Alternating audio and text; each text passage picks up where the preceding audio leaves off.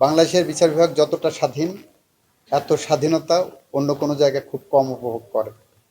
আপনার সুপ্রিম কোর্টের বিচারকরা সাংবিধানিকভাবে এতটাই স্বাধীন, যেখানে তাদের ট্রান্সফার, পোস্টিং, ডিসিপ্লিন কোনো কিছু সরকার হাতে নাই। কিন্তু সেই স্বাধীনতার অন্য রূপও আমরা দেখেছি।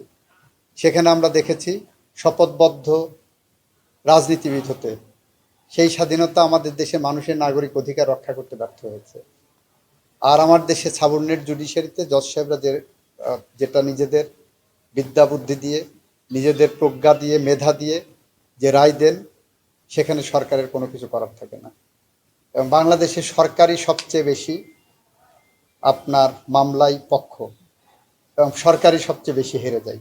এটাই আপনাদের মাথায় রাখতে হবে। যদি সরকার এত মামলায় না হারতো, তাহলে বলতে পারতেন যে সরকার তার সব মামলায় জিতে যাচ্ছে। স্টাডি করে দেখেন, সরকারের বিরুদ্ধে রায় বেশি হয়।